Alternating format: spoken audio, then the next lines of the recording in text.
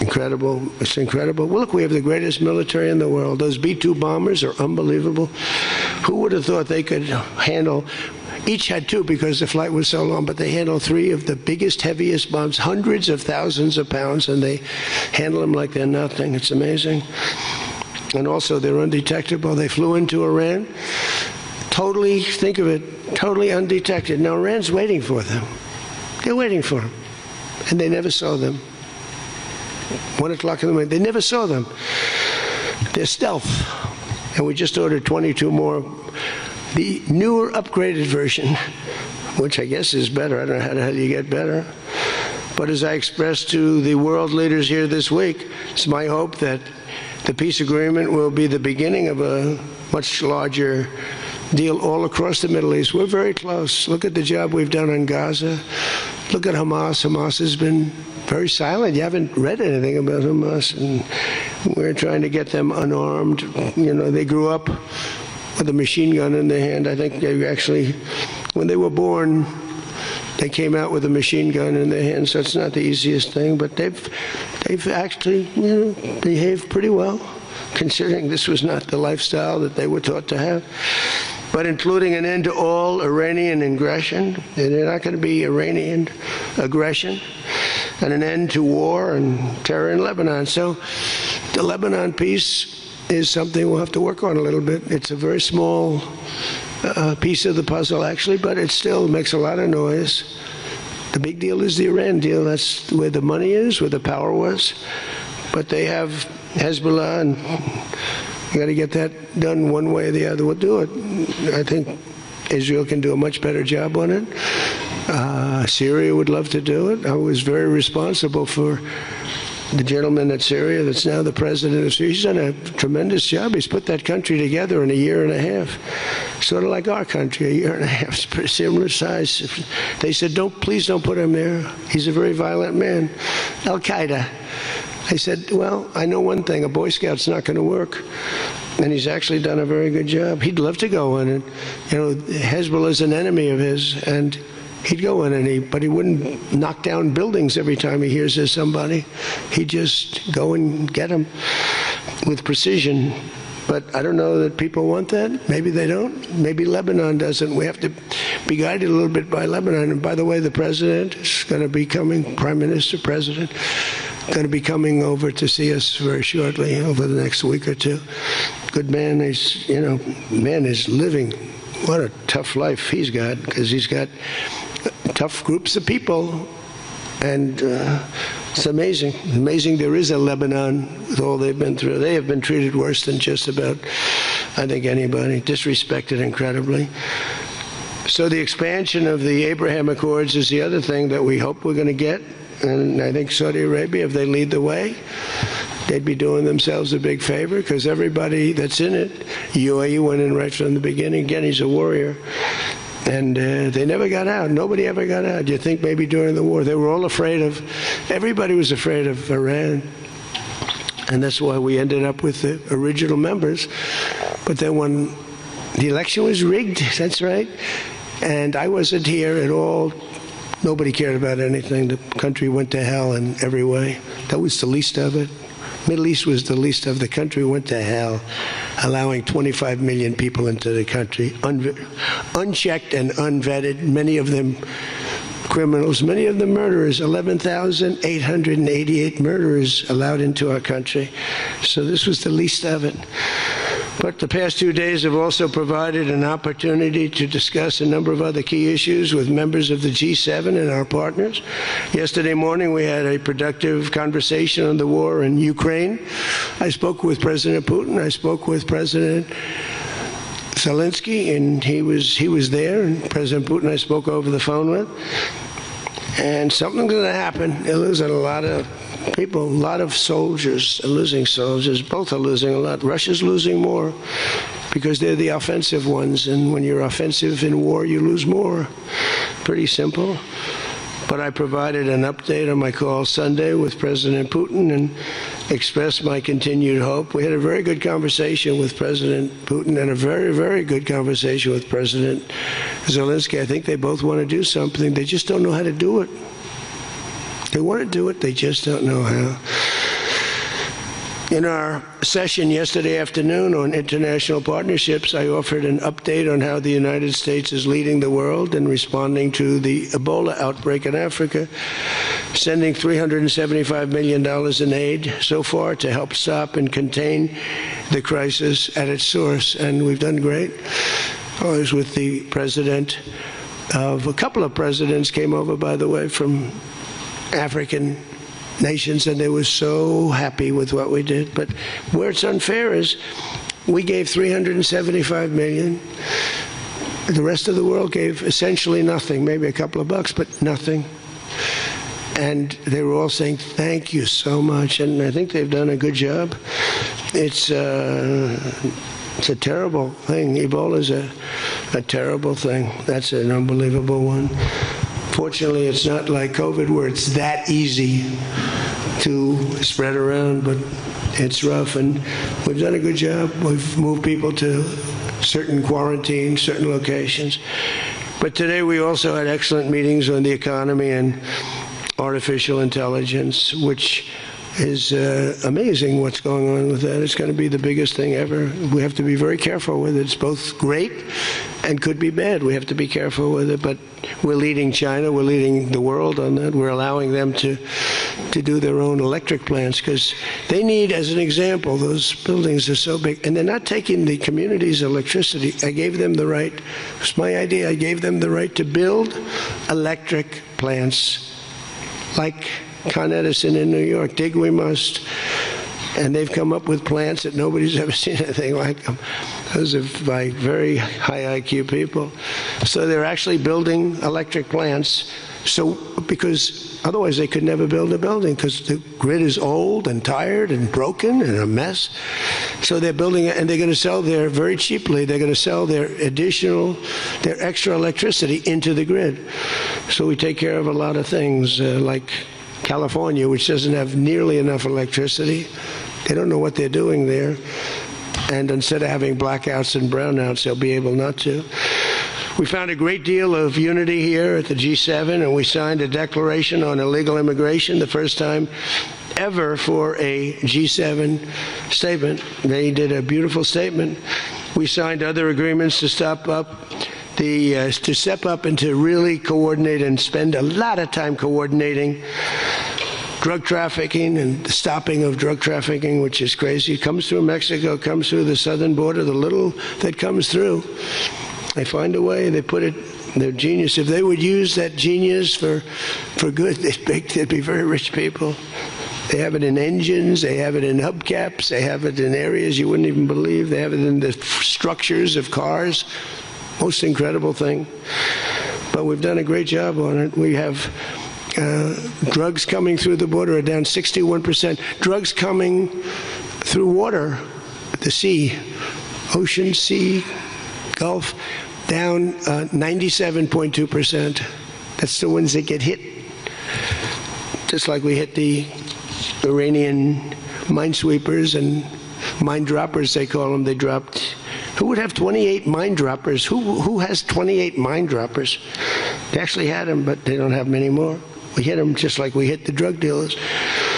But drugs are down by water 97%, and over 60% they're down, and now we're going to go and focus on the land. They come through Mexico. Mexico has lost control of their country.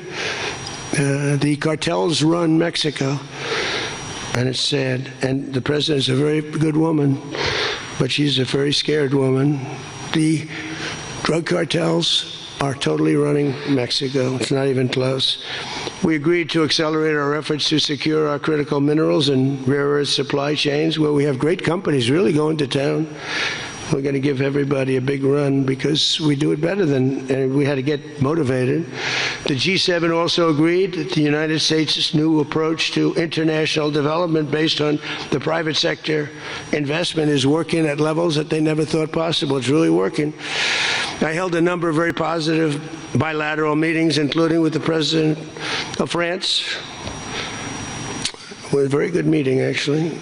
The Emir of Qatar, Sheikh Tamim, who's, I tell you, I wish I could really know the guy. You know, some people say, well, he lived in that neighborhood. You can't be You can't be saying things that you'd like to have him say. He was fantastic on this, and he's been a fantastic guy in terms of energy and getting energy out there. President of the United Arab Emirates, Mohammed bin Zayed, who's an amazing warrior. President 𝗟𝗟 of Egypt.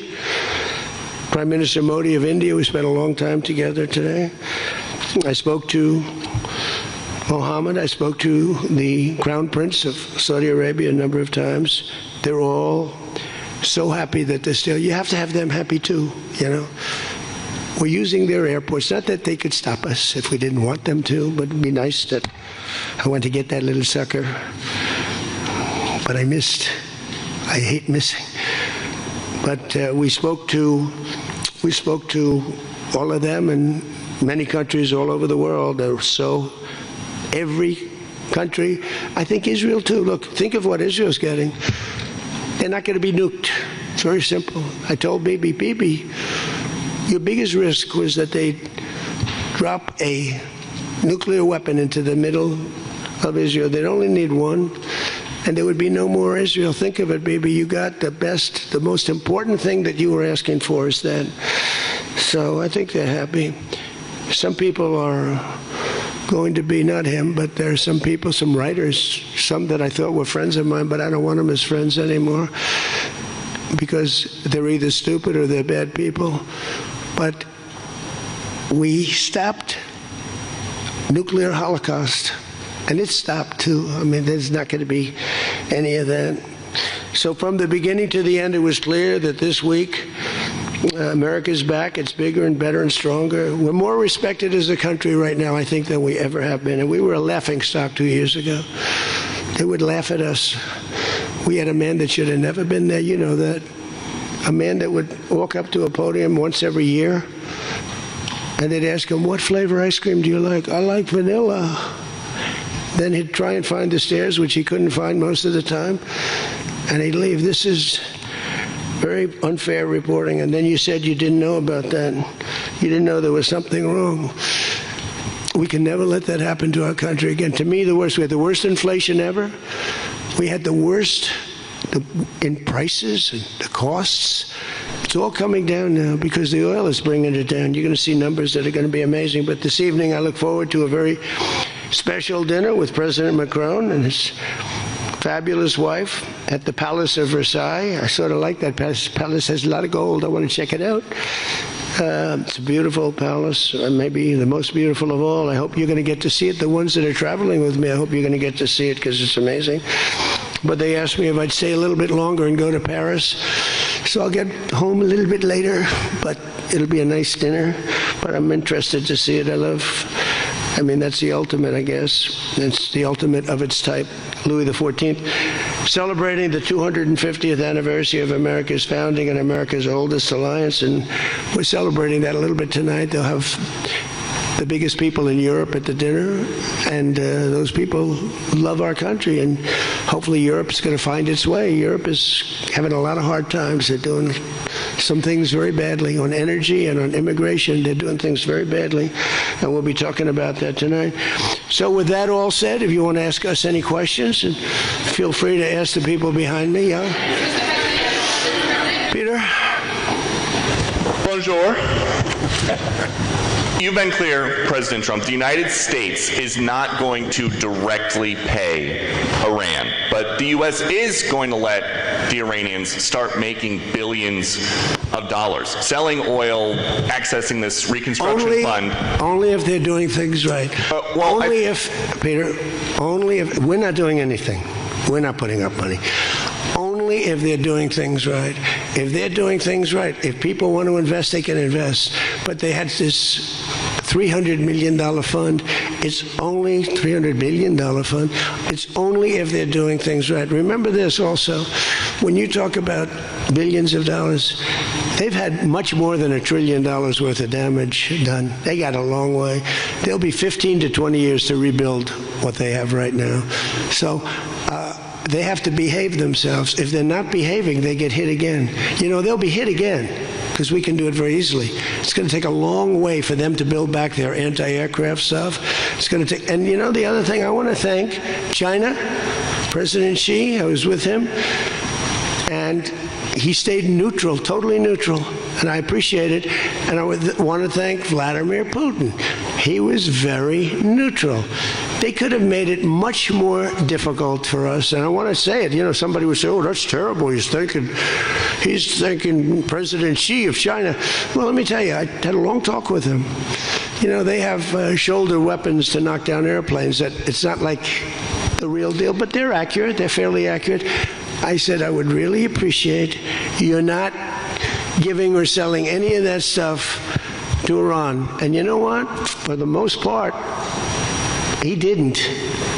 So I just want to thank them because they made it a lot better. Can you explain, though, what the difference is between giving Iran U.S. dollars and unfreezing U.S. dollars for Well, the unfreezing is an easy one to answer.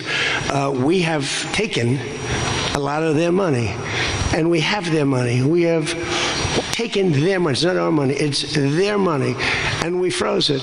At a certain point in time, I guess we're going to have to give it back. You know, if we didn't give it back, nobody would ever invest in the dollar again. If you took their money, because I thought about it, you know, I'm not the most perfect person. I said to Scott, why do we keep their money? What the hell are we giving it back to them? But, you know, people from lots of nations, some nations we don't agree with, they have their money. The dollar's become very strong under me. And they don't want to have a little conflict with somebody and end up having the United States just take their money. So if you do that, you really don't have a system. And I did just want to ask you about this. A wise man once said in January of 2020, Iran never won a war, but never lost a negotiation. That wise man. Who said that? Donald Trump. Oh, that's what I thought you were going to say. So how do you go back to the United States and convince a skeptical American public that this deal is a win? Here they lost militarily, okay? It's very tough because I know that no matter what, if I would go, by the way, if I'd go another 3 or 4 weeks, those same people that are critical would say, he went too long, he should have done, you know, no matter what. If they raised the white flag of surrender, and if they said, praise be to Allah, Donald Trump is the greatest president ever, we totally concede, we totally give up, this war is over, we have failed. The New York Times and CNN and a couple of others, they're not all that dishonest, they'd say, Iran had a great victory, okay? They practically do that. You know, it's amazing. When we knocked out their last ship, they had 159 ships. When we knocked out the last ship, the Times refused to do a story on it. They said, why wouldn't you? They don't have a Navy, and you don't want to do a story on it. They don't have an Air Force, you don't want to do a story. We need a fair press. And that's why they're all doing so badly, because they lost credibility. When I win in a landslide, and I had 93% bad press, they take good stories about me and make them bad. But the only reason that happened is because they have so little, the media has so little credibility that the people voted for me. 93% of the stories on network, ABC is horrible. I think ABC is the worst. NBC is terrible. And CBS is terrible. The CNN of